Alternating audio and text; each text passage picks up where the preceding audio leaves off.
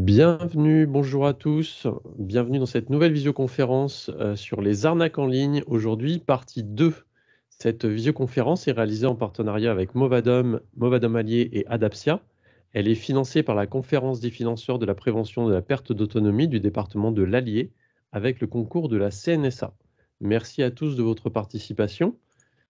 Je suis Pascal, je serai votre hôte aujourd'hui pour démarrer cette visioconférence et régler les éventuels problèmes techniques. Si vous avez besoin de vous inscrire à nos futures visioconférences, n'oubliez pas de le faire sur movadom.eventbrite.com. Si vous nous regardez en replay sur la chaîne YouTube, n'hésitez pas à prendre ce lien pour vous inscrire à nos prochaines visioconférences. Et puis, n'hésitez pas non plus à vous abonner à notre page et à liker cette vidéo. Et Julien va maintenant se présenter et prendre la main pour pouvoir présenter sa visioconférence sur les arnaques en ligne. Merci Pascal, bonjour à tous. Bien, bonjour, je suis Julien Napoli, je travaille au Jardin Numérique, association dans le 14e arrondissement de Paris. Nous luttons contre la fracture numérique. Si vous nous regardez sur YouTube, bienvenue à vous. Profitez-en pour vous abonner. Vous avez un petit bouton en dessous de cette vidéo pour vous abonner. Un seul clic, c'est gratuit, ça fait plaisir à tout le monde et ça fait grandir la chaîne. Alors, la dernière fois, je vous invite vraiment, si vous arrivez sur cette deuxième partie, si vous n'avez pas vu la première partie, je vous invite vraiment à regarder en priorité la partie numéro 1 de cette série sur les arnaques sur internet, parce qu'on a fait un grand parcours où j'ai expliqué de manière assez générale comment fonctionnent les arnaques techniquement par email, enfin, et en règle générale sur internet. J'ai expliqué ce que c'est que le phishing. Et aujourd'hui, on va faire un safari. On va faire un safari de l'horreur, on va faire la petite boutique des horreurs, la petite galerie des horreurs de tout ce que vous pouvez trouver comme cochonnerie dans votre boîte email, des choses qu'il va falloir laisser dans leur milieu naturel, ne pas s'en approcher, ne pas les toucher, et éventuellement les supprimer. Donc pour ça, je vous inviterai à aller faire un tour dans votre boîte mail. Vous allez avoir certainement un onglet spam ou pourriel. Là-dedans, vous allez pouvoir reconnaître les arnaques et les emails pourris que vous allez recevoir dedans. Et peut-être même dans votre boîte mail, dans votre boîte de réception, vous allez peut-être voir passer des choses qui vont peut-être vous mettre la puce à l'oreille. Et bien, grâce à cet épisode, on va passer en revue la plupart. Alors, les, les arnaqueurs ne manquent pas d'imagination pour trouver de nouvelles façons d'attaquer, de nouvelles arnaques, mais on va passer en revue la plupart des arnaques qui existent et qui ont existé et qui existent encore. Alors, on fait une toute petite digression, parce qu'il n'y a pas que dans les boîtes mail, mais je fais une toute petite partie sur les arnaques par téléphone. Parce que c'était en fait le premier type d'arnaque, hein, le premier type de phishing. On va en parler pour se remettre en chauffe. C'est-à-dire que c'est parfois appelé du phishing vocal ou du vishing. Dans ces appels, le hameçonneur, on appelle ça un hameçonneur, prétend représenter votre banque locale, la police ou même les impôts. Ensuite, il vous effraie en mentionnant un problème et insiste pour que vous résolviez immédiatement en partageant vos informations bancaires, ou alors en cas de refus, vous allez payer une grosse amende. Donc bonjour, c'est les impôts, c'est votre banque, il y a un problème, vous allez payer une amende, vous nous devez tant d'argent. Et, et alors comme ils sont sympas, ils vont vous dire, bon, alors pour résoudre le problème vite fait, c'est déjà tard, je vous invite à aller chez votre buraliste du coin, aller acheter une carte PCS et donnez-moi le code, comme ça, hop, on règle l'affaire, ça fait pas de paperasse. Alors, ça ne s'est jamais vu, hein, de payer ses impôts par carte PCS ou par mandat Western Union, ça n'existe pas. Donc, la personne que vous avez au téléphone peut se montrer très menaçante, peut vous faire peur, peut vous dire des trucs qui risquent de vous faire paniquer. À partir du moment où la personne ne connaît même pas votre numéro de compte, ne connaît même pas votre identité et essaye de vous extorquer de l'argent, et surtout qui vous demande de payer par coupon PCS ou de payer par un moyen de paiement qui n'a rien à voir avec ce qui se fait habituellement, c'est pas la peine de continuer plus loin. Donc n'ayez pas peur, parce que ils peuvent rien. Voilà, ils ont juste un numéro de téléphone. Éventuellement, alors maintenant, on peut bloquer les numéros de téléphone qui vous ennuient. Mais ne cédez pas quand c'est qui que ce soit qui appelle, hein. Mais parfois même, c'est Microsoft, c'est soi-disant Microsoft, il y a un problème avec votre ordinateur, il faut payer la licence et tout ça, et dès que vous commencez à vouloir payer, non. On ne vous appelle jamais pour payer par téléphone, et surtout de manière rapide. Vous recevez au mieux un courrier recommandé, un vrai truc. En règle générale, les escrocs n'envoient pas de courrier recommandé, ça leur coûte trop cher, tout bêtement. Voilà. Euh, alors, maintenant, on va voir un petit peu un type d'attaque là. On appelle ça le phishing par clonage. Alors, c'est pas l'intégralité du mail, mais vous recevez un mail comme ça. Vous avez reçu 50 € de récompense par Leclerc. Qu'est-ce que c'est que ce truc? Alors, pour cette attaque, les cybercriminels font une copie, qu'on appelle un clone, d'emails déjà envoyés, mais légitimes, qui contiennent soit un lien, soit une pièce jointe. Je vais rappeler plein de mots de vocabulaire ici, que si vous n'avez pas vu, je vous invite tout de suite à aller revoir la partie 1. Et aussi, vous qui êtes en direct avec nous, il vous manque des mots de vocabulaire, levez la main ou mettez dans la discussion, je ferai un bref rappel de ce que c'est. Donc vous recevez un mail comme ça, qui a l'air de venir de Leclerc, qui a l'air d'être propre, avec un lien dedans. Donc il y a soit un lien, soit une pièce jointe. Donc l'hameçonneur remplace ensuite le lien ou les fichiers joints par des éléments malveillants qui ressemblent au vrai. Les utilisateurs inconscients cliquent sur le lien ou ouvrent la pièce jointe, c'est encore pire. Et ce qui permet souvent aux pirates de prendre le contrôle de leur système. Alors je fais un gros raccourci. Attention, épouvantail. Je fais un gros raccourci entre clic et contrôle de l'ordinateur. Dans la réalité, ça ne se passe pas comme ça. C'est pas aussi rapide. Mais quand vous cliquez, il peut se passer des choses qui, au bout d'un certain temps, vont mener à soit vous videz votre compte, soit carrément prendre le contrôle de l'ordinateur. Donc à partir du moment où vous ouvrez une pièce jointe foireuse ou cliquez sur un lien douteux, qui sait ce qui peut se passer derrière? Donc, qu'est-ce qui peut se passer aussi? C'est que l'hameçonneur peut imiter l'identité de la victime afin de se faire passer pour un expéditeur de confiance auprès d'autres victimes de la même organisation. Vous voyez? Le piratage de boîte email.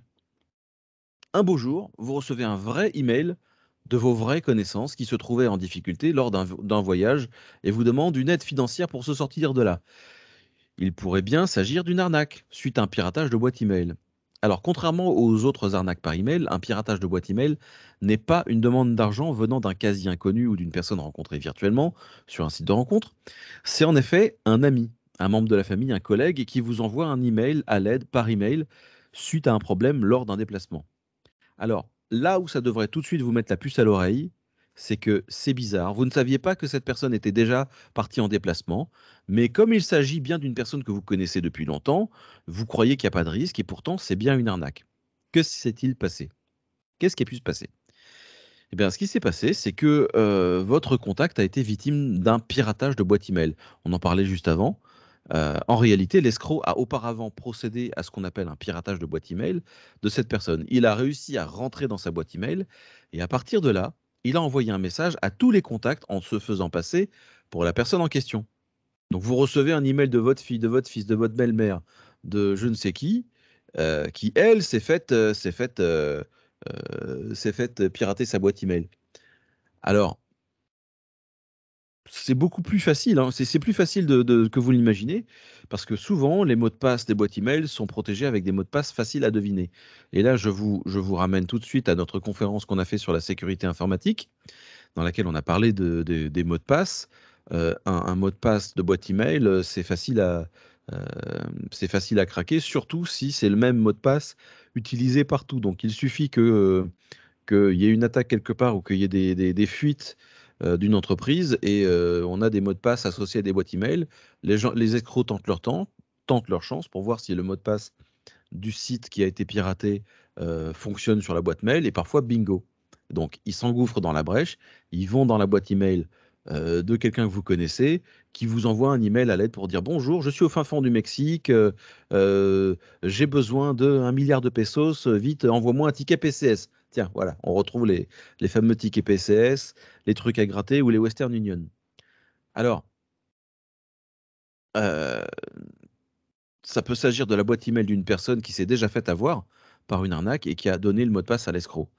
Là où ça devrait quand même vous mettre la puce à l'oreille, si la personne en question est à côté de vous, hein, c'est chérie, t'es au Mexique? Bah non, je suis devant toi, hein, tu le vois bien, passe-moi le sel. Bon.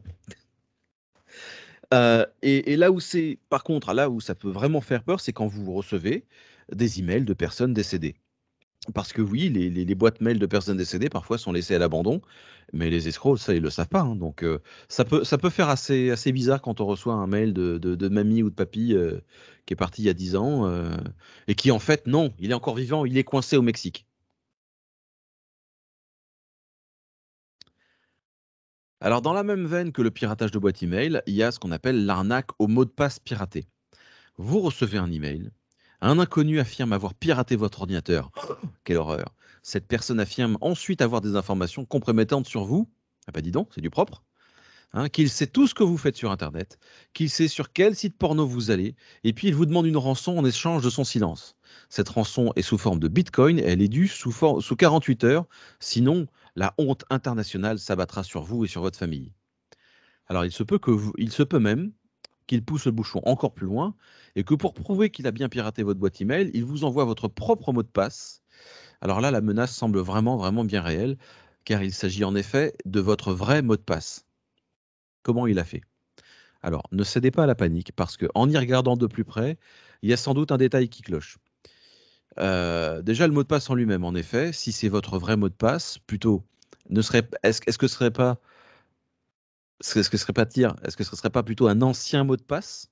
Parce que, à moins n'avoir jamais changé depuis des années, le mot de passe annoncé dans le courriel est peut-être un que vous utilisez plus du tout aujourd'hui. Donc il dit, la preuve, j'ai ton mot de passe, c'est machin truc. Ah bah non, ça c'était l'ancien mot de passe, celui-là je l'ai changé il y a 2 ans. Ah, donc tu vois que c'est du flan, tu m'attaques pas, t'as pas trouvé mon mot de passe, t'as trouvé un vieux mot de passe. Bon, donc si à un moment de votre vie, votre mot de passe est ou a été, comme tout le monde, 1, 2, 3, 4 ou mot de passe, bon calmez-vous, c'est du bluff. Hein. La plupart du temps, c'est du bluff. D'ailleurs, à moins que vous n'ayez pas changé de mot de passe depuis plusieurs années, celui que les escrocs utilisent, il est sans doute obsolète, c'est ce que je disais. Et si effectivement un vrai mot de passe c'est un vrai mot de passe que vous aviez inventé et qu'il a été changé depuis, vous devez savoir que les escrocs ont très bien pu avoir accès à la liste des mots de passe piratés qu'ils ont achetés au marché noir. Ils envoient ensuite un courriel à toutes les personnes listées en affirmant posséder leur mot de passe. Et ensuite, ils utilisent les techniques classiques des arnaques pour faire peur et ne pas lui laisser le temps de réfléchir et lui faire croire qu'il n'y a pas d'autre issue. Donc ça, vraiment, ça fait peur. Alors que faire?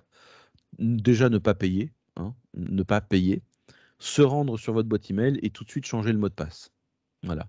Mais la plupart du temps, c'est du bluff. D'accord? Alors, quand il dit j'ai piraté ta boîte email, bah, il va falloir m'en dire un peu plus, Coco. S'il te montre un mot de passe, vérifie que c'est le bon. Mais dans tous les cas, c'est pas une mauvaise idée que d'aller, dans le doute, changer le mot de passe de sa boîte mail. Alors, on va un petit peu plus loin maintenant. Il y a une variante qui s'appelle le mail de menace avec ma propre adresse email. Alors, celui-là, il fait peur aussi, hein. Donc, c'est une variante de l'arnaque au mot de passe piraté. Votre propre adresse vous envoie une menace de hacker demandant une rançon en Bitcoin. C'est à peu près le même texte, sauf que c'est pas la même approche. Donc, vous venez de recevoir un mail venant de votre propre adresse email. C'est étrange, hein? Mais en fait, c'est pas étrange du tout. Un hacker semble avoir piraté votre ordinateur et vous menace.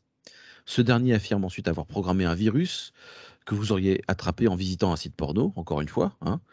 Puis il indique avoir une vidéo de vous qu'il va diffuser, donc une vidéo de vous en train de vous tripoter devant la caméra et qu'il va envoyer à vos contacts. Hein. Alors bon, si c'est pas le genre de choses que vous faites, déjà vous sentez que c'est du flan ce qu'il raconte. Et, euh, et donc pour éviter ceci, il vous demande de payer. Alors non, il ne sait pas que vous y visitez des sites porno. Non. C'est une tentative d'arnaque. Tout ce qu'il va dire, c'est faux. Il s'agit d'un spam envoyé à des millions de gens et les escrocs espèrent qu'un internaute paniquera plus que les autres et paiera. Alors comment est-ce qu'il a fait?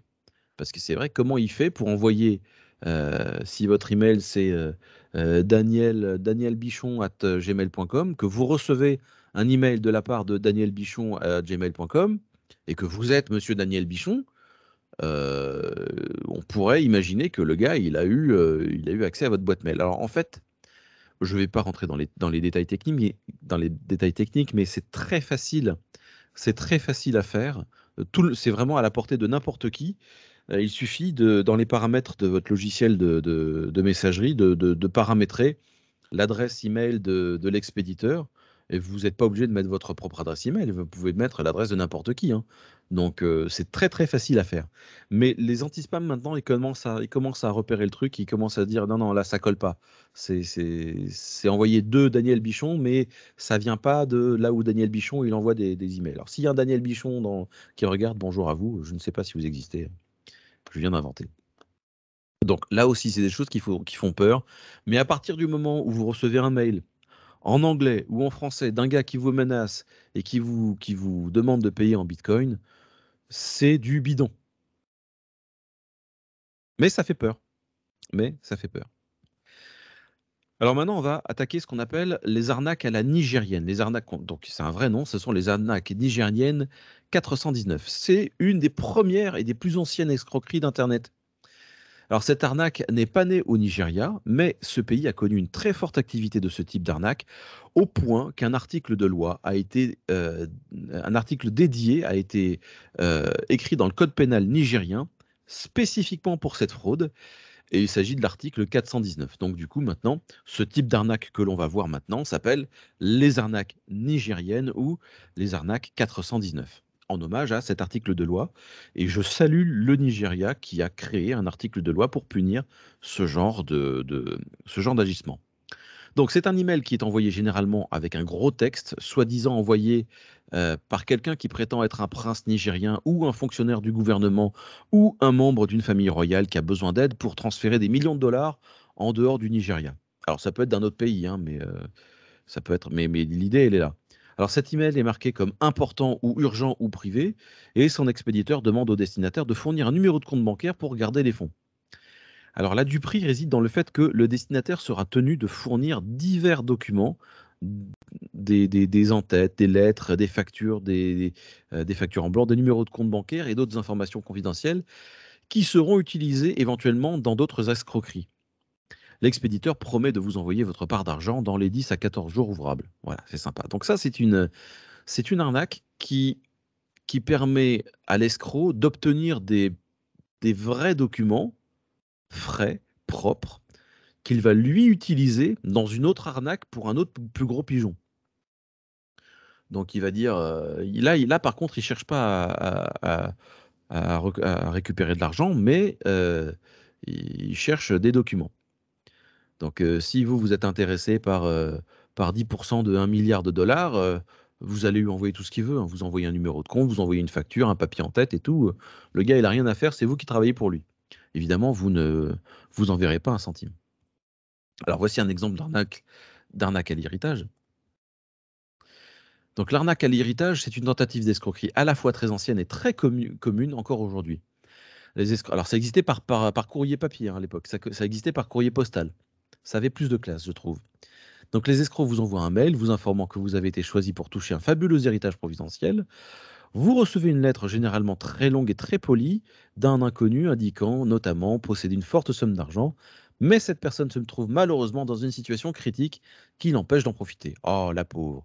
Et bien sûr, elle n'a aucune famille à qui faire en profiter cet héritage. Voilà pourquoi elle s'adresse à vous. C'est logique. Quand on a un héritage, on va appeler des inconnus comme ça. On va dire, j'ai un héritage, qui veut mon héritage? Alors cette personne vous invite alors à l'aider à débloquer cet argent contre une commission représentant un pourcentage de la somme, 10 à 25%, et 10 à 25% de plusieurs millions, moi je prends, hein, c'est une coquette somme. Alors si vous répondez que vous êtes d'accord, elle vous indique qu'il y a soit des frais préalables à verser, des frais de dossier, des frais de notaire, des frais de ceci, des frais de cela. Soit il faut donner votre autorisation pour un prélèvement depuis un compte bancaire pour vérifier la faisabilité de la transaction de la commission en question. Bah oui, quand même, il ne va pas envoyer 10% de commission à un faux compte. Donc il vous demande votre IBAN, il vous demande qu'on s'appelle une autorisation de prélèvement. Il vous dit je vais juste prélever 1 € pour voir si ça marche. Et en fait, non, il va vous pomper le truc. Donc, on pourrait penser qu'il s'agit d'une petite somme au regard des millions qui vont arriver ensuite, mais le problème, c'est que vous faites le premier mouvement d'argent. C'est vous qui allez faire le premier mouvement d'argent. Parce que, évidemment, et on va le voir dans la suite des autres arnaques, euh, il y a une grosse somme d'argent qui vous attend, mais d'abord, il va vous demander 150 € pour débloquer un truc. Il y a des frais d'agence, il y a des frais de ceci. Et puis après, il va vous envoyer un autre document de la douane. Donc, ils sont très forts pour fabriquer des vrais faux documents de la douane, qui disant qu'il y a 780 € de douane à payer pour le transfert du notaire et tout ça. Donc, vous allez payer. Et puis, plus vous allez payer, comme disait Coluche, tant que je gagne, je joue, hein. Donc, plus vous allez payer, plus il va vous demander de l'argent, et plus la somme va être importante. Mais vous, comme vous êtes dans l'illusion de gagner cette énorme somme d'argent d'un riche héritier, euh, vous allez accepter d'investir, de dépenser 15 000 € parce que vous allez récupérer plusieurs millions. En fait, non. Le gars va vous balader par le bout du nez et il va vous pomper tout ce que vous avez. Et vous ne verrez jamais d'argent. Donc, à partir du moment où vous gagnez de l'argent, à partir du moment où vous êtes censé gagner de l'argent et que c'est vous qui devez envoyer une première somme, ça ne marche pas comme ça. Ça ne marche pas comme ça. Alors, dans la même veine, il y a l'arnaque à la loterie. Alors, c'est une tentative d'escroquerie classique, mais elle aussi très actuelle. Les promesses d'argent faciles par des temps difficiles font régulièrement des victimes. Le schéma d'une arnaque à la loterie est assez simple. Vous recevez un mail d'un inconnu se disant représentant d'une grosse société internationale ou d'une importante structure située à l'étranger. Celui-ci a organisé une tombola dont vous venez de gagner un lot. Oh, vous vous rendez compte? Quelle chance!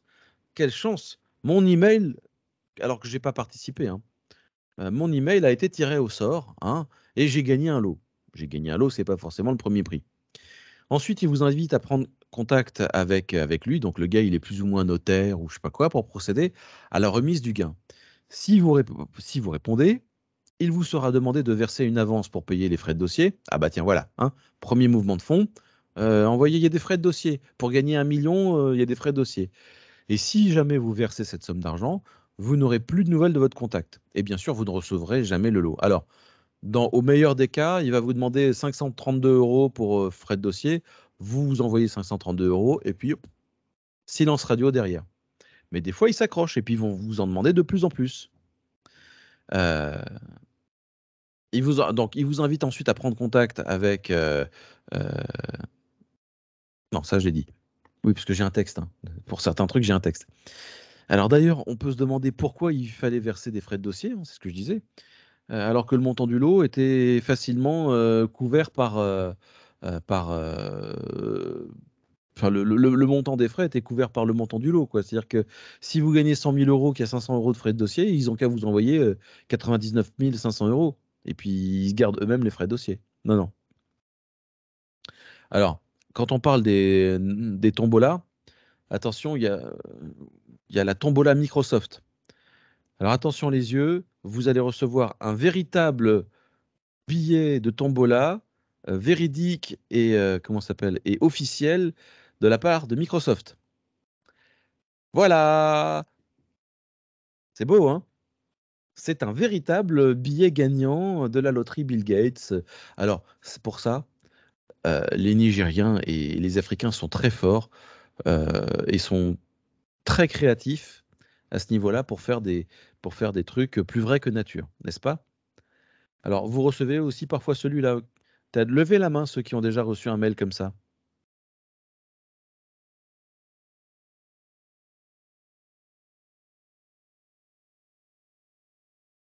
Alors, bon, pour ceux qui savent lever la main, voilà. Bon, vous pouvez baisser les mains. Ou alors envoyer des petits cœurs, c'est peut-être plus simple.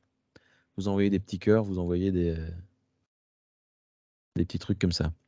Donc voilà, ça, évidemment, faut vraiment. Alors, pardon, hein, pardon pour tous ceux qui sont tombés dans le piège, mais faut vraiment être un petit peu bête pour tomber dans ce panneau-là, parce que ça pue le faux à plein nez. Et je vous rassure, Microsoft n'organise pas de tombola. Alors, donc, Microsoft n'organise pas de tombola ni au Nigeria, ni en Côte d'Ivoire. Et vous n'avez pas besoin d'appeler maître je sais pas quoi à Abidjan pour débloquer les fonds et envoyer de l'argent pour débloquer, pour gagner le lot. Ça n'existe pas. Arnaque au don d'objet. Un inconnu vous envoie un mail pour vous faire un don d'objet dont il ne peut plus s'occuper ou dont il n'a plus l'utilité. Méfiez-vous, il s'agit d'une arnaque au don d'objet. Par exemple, une personne que vous ne connaissez pas vous écrit pour vous signaler qu'elle possède un camping-car dont elle voudrait se séparer. Elle vous contacte pour savoir si vous êtes intéressé pour recevoir ce véhicule. Super, cette personne vous donne un camping-car, c'est génial. Bien évidemment, il s'agit d'une arnaque au don d'objet. Si vous répondez à cet email, la personne vous demandera vos coordonnées, voire des copies de papier d'identité pour vérifier que vous êtes bien une personne de confiance, hein, parce qu'on n'envoie pas un camping-car à n'importe qui.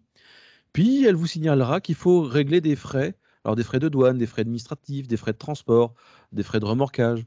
Et pour ça, elle va vous demander de lui envoyer de l'argent correspondant aux frais, ou bien d'envoyer de l'argent directement à un intermédiaire qui n'est qu'un complice au final. Alors si vous le faites, la personne en question ne donnera plus signe de vie et vous ne verrez jamais le camping-car. Et pire encore, elle va utiliser les fichiers, les fichiers que vous avez envoyés, donc des vraies cartes grises, des vrais documents de vous, pour, euh, pour arnaquer d'autres personnes. Ou alors, si elle vous donne encore des nouvelles, elle va continuer à prétexter qu'il y a encore d'autres problèmes financiers et qu'il y a encore d'autres frais imprévus pour récupérer ce camping-car. Donc, c'est-à-dire que vous n'avez rien demandé à personne, il y a quelqu'un qui veut vous envoyer un camping-car, ça tombe bien, vous aimez bien les camping-cars, et ben, vous vous embarquez dans une affaire qui va vous coûter du temps et de l'argent. Alors celui-là, il est encore un peu plus long, voilà. Alors, j'ai une mallette pleine d'or, voilà. En règle générale, c'est des trucs qui font des kilomètres, hein. Alors vous qui regardez sur internet, je vous invite à faire pause pour lire ce pavé là. Sortez les mouchoirs, hein, parce que ça va vraiment vous faire pleurer. C'est des histoires très tristes, hein. Le gars, il est obligé de se séparer de son camping-car parce qu'il est très très très malade. Voilà. Et puis vous qui nous regardez en direct, bah, je vous invite à revoir cette émission dans les quelques jours, une fois qu'elle sera en ligne sur notre site, sur notre chaîne YouTube. Arnaque, votre commande est acceptée. Vous venez de recevoir un mail avec ce titre, mais vous n'avez rien commandé. Attention, arnaque. Vous ouvrez le mail et vous constatez qu'il s'agit d'un reçu de commande pour un montant assez élevé. Sans attendre, vous ouvrez ainsi la facture correspondante qui est attachée au courriel. Pour en savoir plus, car vous avez beau essayer de vous souvenir, pas moyen de vous rappeler de quoi il s'agit. Malheureusement pour vous, le piège des escrocs vient de se refermer sur vous. En ouvrant la pièce jointe, vous venez ainsi de télécharger un virus qui va infecter votre PC. En effet, vous n'avez rien commandé, ce courriel est envoyé à des milliers de gens par des escrocs qui comptent sur le fait qu'une partie va tomber dans le panneau, et pour y arriver, les escrocs mettent alors quelques références inventées de toutes parts, une fausse référence de paiement, une fausse référence de facture, parfois un faux numéro de carte bleue, et ils indiquent un montant assez important afin que de potentielles victimes soient inquiètes et se précipitent sur la pièce jointe infectée. Voilà, vous recevez un truc, une confirmation d'achat, vous dites mais qu'est-ce que j'ai commandé? Qu'est-ce que j'ai commandé pour 1 500 €? Ah, il y a une facture, je vais voir qu'est-ce que c'est sur cette facture. Eh ben non. Alors, là où ça peut être vraiment dangereux, c'est quand effectivement vous avez commandé des trucs ou que régulièrement vous commandez. Faites bien attention à ce que vous avez commandé. Et si c'est bien en rapport avec quelque chose que vous avez commandé. Mais dans tous les cas, ne cliquez pas sur la pièce jointe. Allez plutôt sur le site pour voir si vous avez votre facture dans votre espace client. Arnaque aux frais d'expédition. Elle est un petit peu différente, celle-là.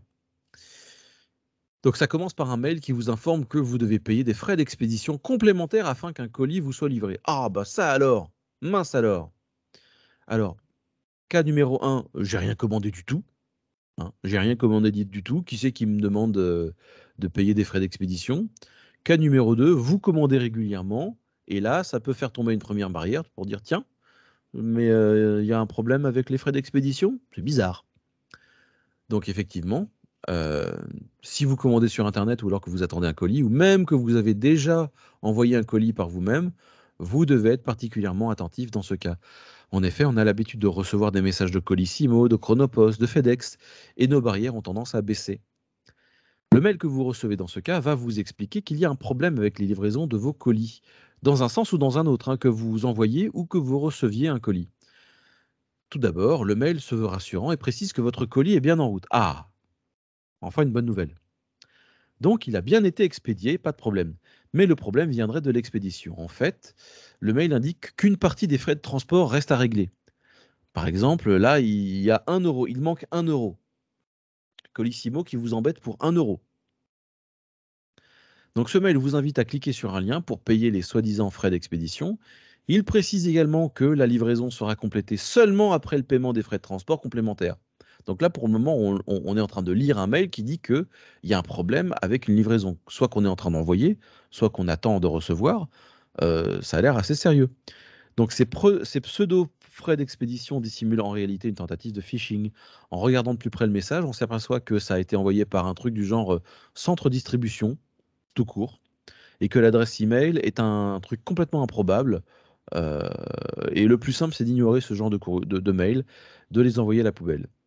Le vrai colis que vous attendez est sans doute en route sans problème. Et si vous n'avez pas encore envoyé de colis, vous pouvez complètement ignorer ce message.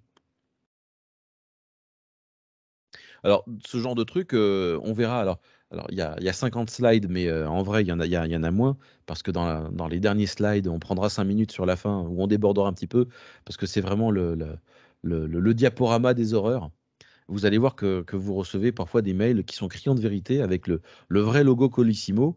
Et si vous avez l'habitude d'envoyer, de recevoir des colis, faites particulièrement gaffe.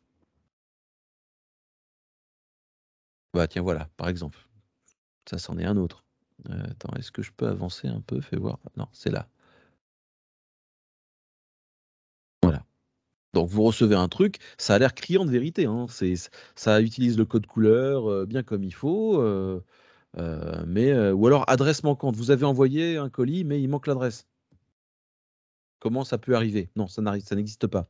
Alors si vous cliquez derrière, vous allez être embarqué dans une histoire de paiement, de machin, et puis ça va être 1 euro, puis en fait ça va être plus, puis après vous allez pouvoir gagner un iPhone, et puis après ça va vous faire un abonnement.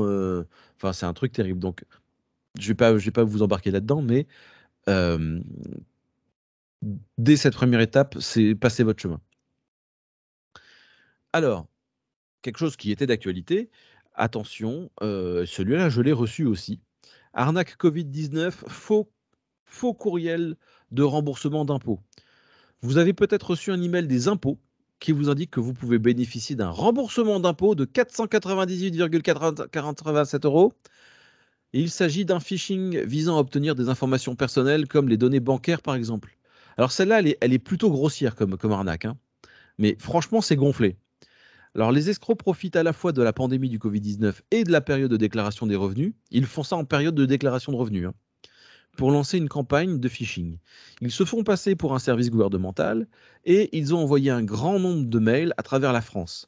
Ce mail indique que les contribuables français sont éligibles à un remboursement d'impôts. Ah bah ça tombe bien, hein. Alors pour en bénéficier, les escrocs invitent alors les internautes à cliquer sur un lien qui redirige vers un faux site. Vous voyez sur l'exemple que ça ressemble vraiment, ça reprend les codes des sites des impôts, les couleurs et tout. Ce site en question imite alors une page officielle du gouvernement, puis les internautes sont invités à renseigner leurs coordonnées bancaires afin de pouvoir bénéficier du remboursement des impôts. Et pour recevoir plus vite l'argent, ils proposent de mettre votre numéro de carte bancaire et non votre IBAN. Je vous laisse réfléchir une demi-seconde. Les impôts veulent vous rembourser une somme. Et pour que ça aille plus vite, ils vous demandent vos numéros de carte bancaire. Il n'y a pas un truc qui cloche là? Alors déjà, les impôts, ils ont vos coordonnées, hein. Ils savent très bien vous pomper de l'argent sur votre compte bancaire. Ils savent le faire. Et quand il y a des trop-pleins, les impôts savent aussi vous rembourser sur votre compte bancaire. Donc les impôts n'ont pas à vous demander un numéro de carte bleue pour vous rembourser plus vite de l'argent. Non, non, non, non, ça n'existe pas. Ce qui va se passer si vous faites ça, alors déjà, alors je me suis amusé à mettre n'importe quoi comme chiffre, ça passe. Vous mettez n'importe quoi, ça passe. Forcément, parce que leur but derrière, aux escrocs, c'est de récupérer des coordonnées de carte bancaire et de les utiliser tout de suite. Voilà. Donc, ça, c'est vraiment grossier comme erreur. Et ne croyez pas que les gens qui tombent là-dedans sont spécifiquement stupides, hein. Il y a des gens qui sont dans des difficultés financières et on ne peut pas leur jeter la pierre.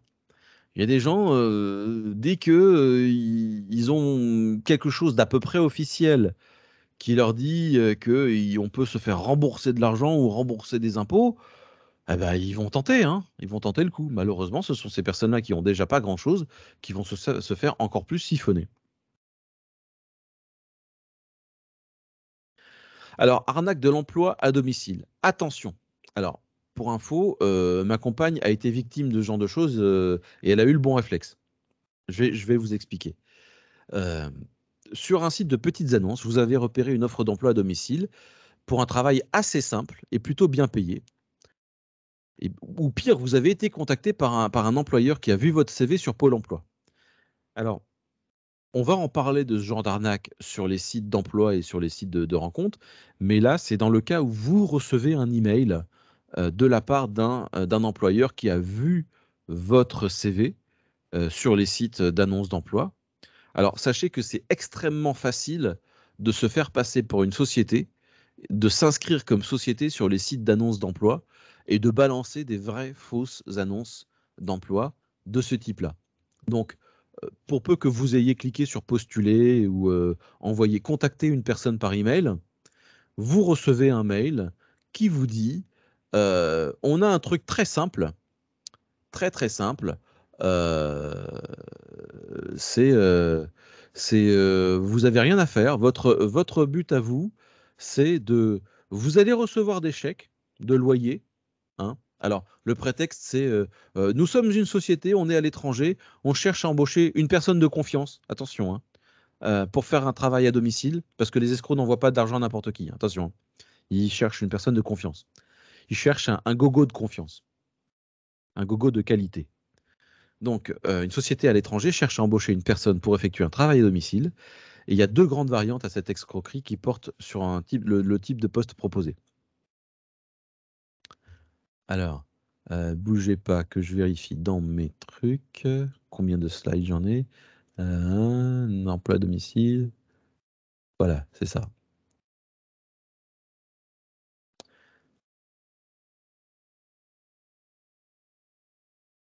Est-ce que c'est la réception de colis?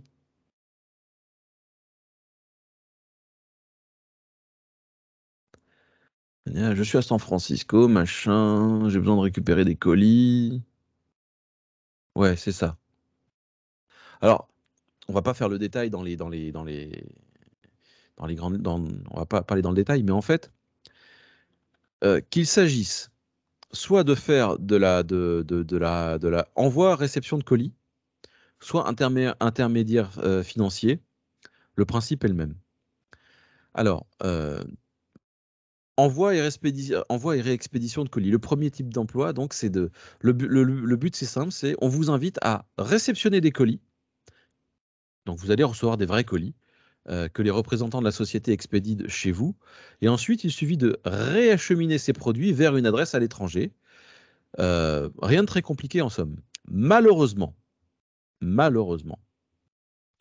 les colis que vous allez recevoir ont été commandés par des escrocs avec des cartes bancaires volées ou des chèques falsifiés.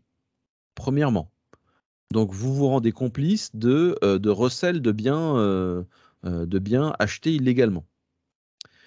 Ensuite, les escrocs se servent de votre adresse pour donner confiance aux personnes à qui ils achètent et pour cacher leur identité. Et en réexpédiant ces colis, vous devenez ce qu'on appelle une mule. Et lorsque les personnes ayant vendu leurs biens se rendent compte qu'elles ne seront finalement pas payées, elles se retournent vers vous et vous constatez alors que vous avez été arnaqué. Vous êtes à la fois complice et victime de l'escroquerie car vous ne toucherez jamais le salaire promis. Donc je vous explique un peu plus en détail.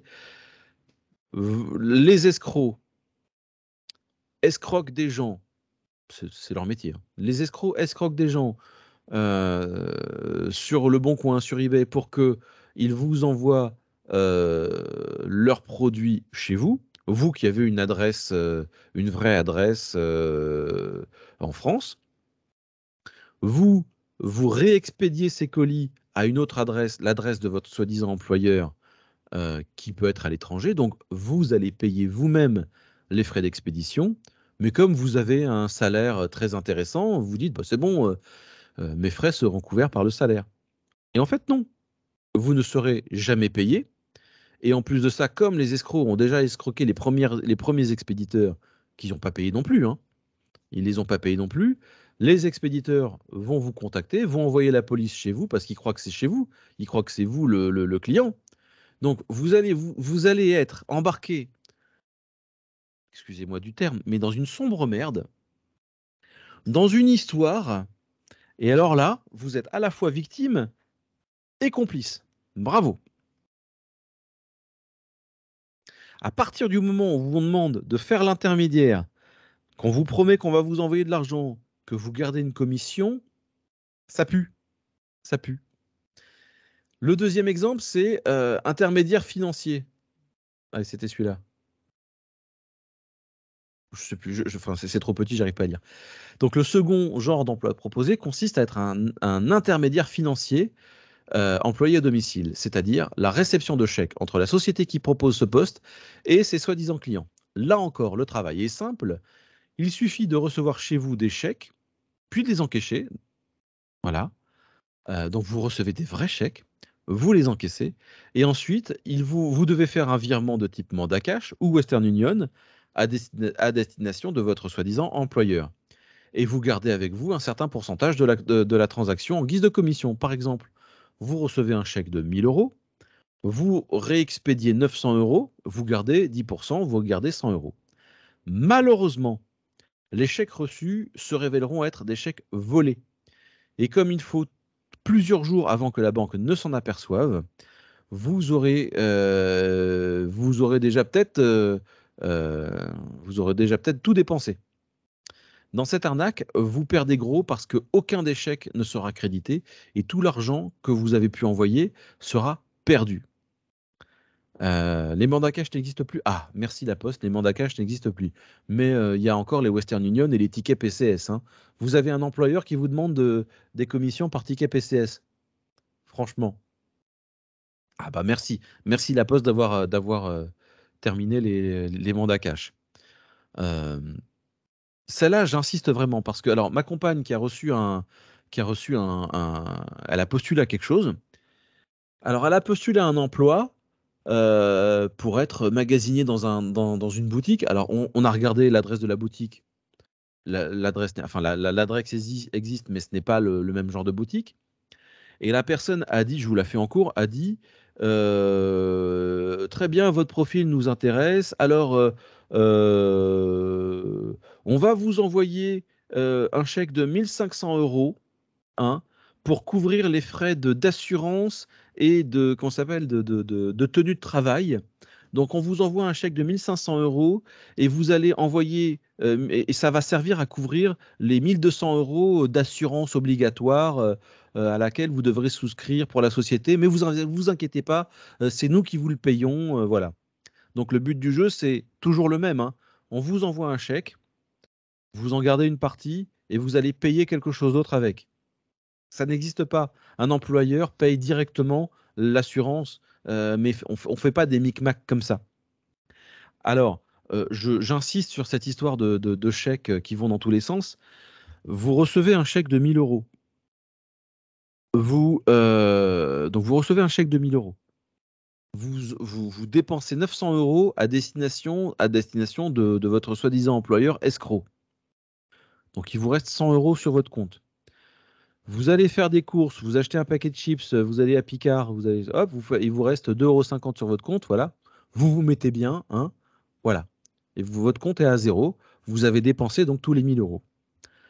14 jours plus tard, votre banque vous appelle, vous dit Monsieur Bichon, le chèque de 1 000 € que vous avez reçu, que vous avez encaissé, il était volé. Donc, nous, en tant que banque, nous sommes tenus de récupérer cet argent pour le rendre au compte de la personne qui s'est fait voler son chéquier. Donc, de zéro, vous vous retrouvez à moins 1 000 €. Voilà. Ça fait cher le paquet de chips, effectivement. Et alors, il n'y a aucun moyen de récupérer cet argent. Parce que l'argent que vous avez fait dans les courses, c'est dépensé. Et l'argent que vous avez envoyé à votre escroc, comptez pas sur lui pour vous le rendre. De toute façon, si vous avez fait un virement, c'est c'est trop tard. Donc, c'est comme si c'est vous qui payiez le crime, quelque part. Parce que le gars qui s'est fait voler son chèque, lui, il va être remboursé, parce qu'il y a des lois pour ça. L'escroc, il s'en est mis plein les poches, et c'est vous, le dindon de la farce, des deux côtés. Alors, j'en ai parlé à la police, et ils m'ont dit, si vous recevez un email comme ça, ce n'est pas la peine d'aller voir la police maintenant. Vous pouvez signaler ce mail-là. Vous pouvez signaler à la plateforme d'emploi que ces personnes font ce genre de pratique. Mais si vous allez au bout de la démarche, et moi j'ai envie de le faire, je vous montrerai. Alors, si on fera peut-être un épisode spécial sur lequel on rigole bien avec les arnaqueurs, parce que moi je l'ai fait tourner en bourrique. Il me dit, par contre, si vous allez au bout de la démarche et que vous recevez le cash, si vous recevez le chèque, avec ce chèque, là, oui, vous pouvez, avec ce chèque et les emails, vous pouvez porter plainte pour tentative d'escroquerie. Parce que tant qu'il n'y a pas préjudice, tant que vous ne vous êtes pas fait arnaquer pour de bon, tant qu'il n'y a pas de préjudice, on ne peut pas faire grand-chose. Mais le fait de recevoir le chèque, c'est une preuve suffisante qu'il y a une tentative d'escroquerie. Il me dit aussi autre chose, surtout, surtout, surtout, n'encaissez pas ce chèque. Parce que si vous avez conscience que ce chèque, il est douteux, il est foireux, si vous encaissez ce chèque, même si vous ne touchez pas à l'argent, si vous ne touchez pas à cette somme, là, vous êtes à la limite. Là, vous vous rendez à moitié complice, à moitié coupable. Vous faites quelque chose de pas bien. Donc, n'encaissez pas ce chèque. À partir du moment où on vous propose de l'argent, d'en renvoyer une partie et d'en garder un pourcentage, au final, vous allez vous faire plumer et c'est complètement illégal. Voilà. Alors là, j'ai fait. Alors, les escrocs sont-ils intouchables? Alors, cette arnaque ne dure jamais très longtemps. En effet, soit la mule est alertée par les vendeurs en mal de paiement. Donc, si vous recevez des colis, vous allez avoir les vrais clients qui disent je vous ai envoyé un colis, j'ai pas eu de paiement. Vous allez dire ah bah moi je suis juste intermédiaire. Ah bon? Ah ben ça sent l'arnaque quand même votre truc. Soit c'est la banque qui alerte sur les chèques volés, mais dans les deux cas, ça met fin aux activités. Cependant, donc les escrocs opèrent souvent depuis des cybercafés à l'étranger et il est quasiment impossible de remonter leurs traces et de mettre fin à leurs agissements. Répétée de nombreuses fois, cette arnaque se révèle alors très très très lucrative. Pour l'instant, les efforts sont faits pour alerter et prévenir ce genre pour prévenir les gens afin qu'ils ne tombent pas dans de tels pièges. Donc, si vous connaissez des gens qui sont actuellement en recherche d'emploi, passez-leur un coup de fil, dites-leur de regarder cette vidéo ou dites-leur attention, à partir du moment où un employeur commence à vous proposer un truc bizarre avec des questions de mail, de chèques que vous recevez, que vous renvoyez, il faut signaler tout de suite. Bien. Alors on a quasiment terminé. Moi, c'est la fin de mon speech. On va pouvoir faire la vraie galerie la galerie des horreurs. Attention. Ah, ça, je vais me le mettre en plus grand. Pour la peine, je me le mets en plus grand. Donc, Vous recevez un vrai truc des impôts. Attention, après, des derniers calculs, machin, euh, vous êtes admissible à un remboursement de 799 euros. Là, ça fait beaucoup, hein. Ah bah, il faut que je clique. Alors, pareil, ne cliquez pas sur le lien, hein. Vous avez l'info, très bien. Vous ouvrez un navigateur, vous vous rendez dans votre espace impôt, et puis vous voyez effectivement s'il y a quelque chose dans ce sens-là. Mais ne cliquez pas dessus. Celui-là aussi, il fait peur. Alors, lettre d'information de votre statut. Vous voyez, alors, attendez, je vais prendre mon laser. Vous voyez, il y a le logo, il y a la police de caractère, il y a un truc en rouge là. Alors, à partir du moment où ça commence à être moche, c'est que ça sent l'arnaque. Vous voyez, ça aussi, ça a l'air joli, mais ça, c'est du faux. EDF, ça aussi, c'est du faux. EDF, cher client, là là. Alors, cher client, chère cliente, hein, le jeu des 7 erreurs. Chère client, semelle, nanana, blablabla, euh, vous recevez des trucs comme ça. Alors, en plus, des fois, les escrocs sont très mauvais en calcul parce qu'ils vous disent, voilà, la somme de 59,80 euros, c'est n'importe quoi. Alors, parfois, il y a un lien, vous cliquez dessus et puis vous tombez sur un vrai faux formulaire EDF où il vous demande de payer par carte bleue. Non, non, ça n'existe pas. Alors quand ça vient de chez Orange aussi, ça fait peur, hein. Voilà, prédiction des trucs. Dès que c'est un organisme un peu connu. Oui, dès que c'est un organisme un peu connu, voilà. Orange Direction Régionale. Alors là, le jeu des fautes d'orthographe, voilà. Direction Régionale, blablabla, blablabla, tout ça, merci pour votre compréhension. Non, c'est du faux. Ah oui, euh, cliquez sur pour. C'est texto dans le texte, hein, je n'ai rien trafiqué. Cliquez sur pour confirmer votre compte. Orange qui a oublié votre compte. Cliquez pour confirmer que votre compte. Non, non, n'importe quoi. SFR aussi, référence de. Ah, là, ils ont été sympas. Ils ont mis une référence de dossier. Ça a l'air quand même vrai. Ils ont mis une vraie référence dossier. Blabla, truc de TVA, machin. Et puis, ils vous donnent bien voilà, 95 euros. 95. Non, non. Ces gens-là sont pas français. Ces gens-là ne sont pas français. Donc, ils baragouinent un mail en français. Ils récupèrent un mail en français. Et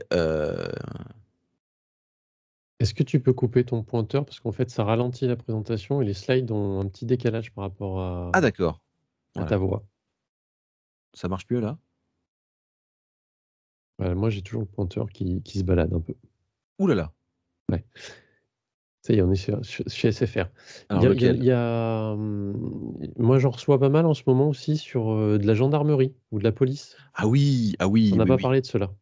Alors celui-là, on en avait parlé en off la dernière fois. Ouais. Vous recevez un mail de la gendarmerie. Donc c'est gendarmerie machin à gmail.com. La gendarmerie, en fait, ça revient un peu au gars qui veut te faire payer en bitcoin. Mais là, c'est plus sérieux là. C'est la gendarmerie qui Vous dit êtes voilà, convoqué. vous êtes convoqué pour une affaire de pédophilie, de pédocriminalité. On a retrouvé des images de pédopornographie et tout. Ça fait peur parce que c'est écrit dans un français un peu soutenu. Et en règle générale, ils vous disent d'appeler un numéro de téléphone à l'étranger, bizarrement, hein. Donc vous appelez un numéro de téléphone ou la Sécu, voilà. Et ils vont vous faire peur. Et en règle générale, alors dès qu'ils se montrent insistants mais sympas, dès qu'ils disent bon, allez, je suis sympa, donnez-moi votre numéro de carte bleue et puis on règle ça vite fait, non. Ou alors dès qu'ils vous disent allez au bureau tabac en face pour aller gratter un ticket de PCS, allez comme ça, allez, on règle ça à l'amiable, hein, on passe ça sous le tapis. Non, non, ça ne marche pas. SFR client, alors celui-là est encore plus joli, hein, il est beau, hein. On va pas lire le contenu, mais ça c'est un joli mail pourri en fait, vrai faux. Euh, Quand il y a des calculs aussi dedans, parfois les calculs tombent faux. Cher client, lors de votre dernier achat, blablabla, attention, une demande d'adhésion en ligne. Alors oui, l'adhésion, bah, j'ai pas adhéré du tout à l'assurance machin, hein. Alors vous allez cliquer ici et puis vous allez être embarqué sur des trucs. J'ai pas cliqué sur tous les liens derrière, hein, j'ai pas que ça à faire non plus. Mais Crédit Mutuel. Celui-là, il était joli, celui-là, ça c'était un vrai que j'ai reçu. Alors, ça fait peur, surtout si vous êtes au Crédit Mutuel. Cher client, cliquez ici. Cher client tout court. Hein. Même pas de monsieur Daniel Bichon. Voilà. Même pas votre compte avec un vrai numéro de compte. Non, non. LCL, le Crédit Lyonnais. Ce genre de choses. Nous avons détecté. Ça fait toujours peur à chaque fois. Ça fait vraiment peur. Ah, cher client, alors celle-là, il est encore. Le département technique procède à une mise à jour de votre logiciel de façon programmée, de façon à améliorer la qualité des services.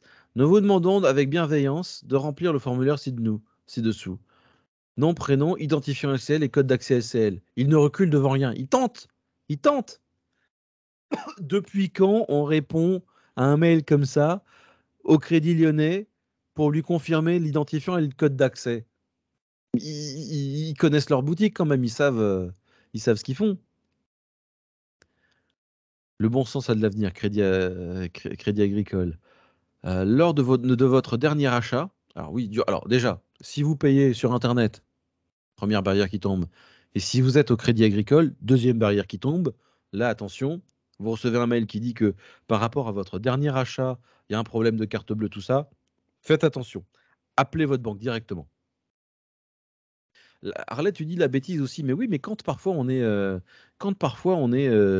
près de ses sous et qu'on a fait un petit achat, voilà, on est au RSA, on fait un petit achat sur Internet parce qu'on a besoin d'une petite bricole et qu'on est au Crédit Agricole et qu'on reçoit un mail qui dit qu'il y a un problème avec la carte bleue, là on se dit oulala, mince alors, je vais avoir des problèmes. Donc c'est normal, c'est normal. Faut pas trop critiquer ceux qui tombent là-dedans. Parce que les barrières, elles sont très faciles à tomber. Moi-même, si vous regardez l'épisode précédent, moi-même, je suis tombé dans le piège. J'ai réagi à temps, mais parce que j'attendais un mail précis, j'attendais un mail d'une certaine société pour un montant à peu près identique. Donc les barrières, elles peuvent tomber très très vite. Voilà, BNP Paribas, vous voyez, donc cette jolie galerie où ils prennent tous les logos, c'est plus vrai que nature.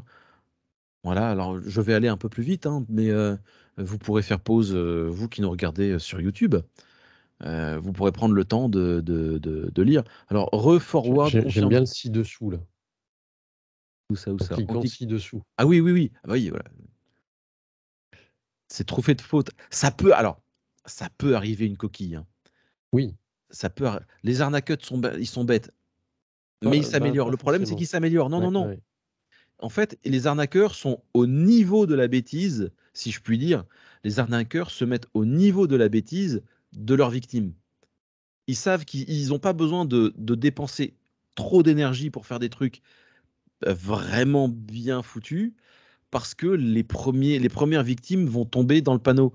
Alors, ils vont pas s'embêter à faire un mail très très bien rédigé, puisqu'il y a un réflexe naturel qui est là, qui est il y a un problème, on lit en diagonale, on a un lien, accéder à votre compte, on clique. Ah bah tiens, ça clique, ça va. Il y a Ah, il y a une chose assez simple aussi à faire, c'est de poser la souris sur le lien et hmm, logiquement, il y a une pop-up qui s'ouvre, pour indiquer vers quel site on va se trouver. Il suffit de lire le texte qui oui, apparaît. oui, oui, oui, oui, les arnaqueurs sont malins. Ils sont très malins et ils débordent d'imagination. Le souci, c'est qu'ils s'améliorent. Ils s'améliorent. Ah oui, le support Apple. Voilà. Madame, monsieur, ceci est un message automatique d'Apple. Après avoir constaté plusieurs connexions, blablabla, cliquez ici. Les allocs, qu'est-ce qu'ils disent les allocs? Hop, vous êtes admissible pour recevoir du pognon. Alors ça marche très bien quand on doit recevoir de l'argent et non pas en dépenser. Mondial Relais. Ah ça, celui-là, il est beau, celui-là. Hein. Vous allez recevoir un truc de chez Mondial Relais. Alors Mondial Relais, on passe notre temps à envoyer des trucs par Mondial Relais. On reçoit un mail de plus, un mail de moins, on clique sur le lien, on se fait avoir. Rappel, votre compte est suspendu. Ah ben mince alors, Netflix, votre compte est suspendu. Mettre à jour le compte? Non, bah, on va directement sur Netflix, on vérifie. Amélie, alors ils disent quoi? Pareil, un remboursement Amélie. Il est joli celui-là, hein, c'est bien fait. Hein. Tout ça, c'est des trucs que vous recevez par email. Votre commande a été validée. Oh, j'ai j'ai- j'ai reçu, j'ai commandé. J'ai commandé un appareil photo. Non, c'est pas vrai. Qui c'est qui a commandé à ma place? Alors tout de suite, mince, alors vite, je vais voir la pièce jointe et la facture pour voir de quoi il en retourne. Voilà. On pourrait passer des heures. Alors je vous invite à aller voir dans votre boîte à spam. Alors, si votre boîte de spam elle est bien faite, normalement les images sont bloquées, les images sont bloquées, les liens sont bloqués et vous pouvez pas faire grand-chose. Néanmoins, vous pouvez vous amuser à lire les emails pour voir un petit peu ce qui vous attend. Voilà. Merci Julien. Je vous invite à remplir le questionnaire de satisfaction en cliquant sur le lien bleu, le texte, cliquez ici, ou alors je vous mets le lien dans la barre de conversation. On en a besoin, nous, pour faire un retour à nos financeurs, pour voir votre degré de satisfaction.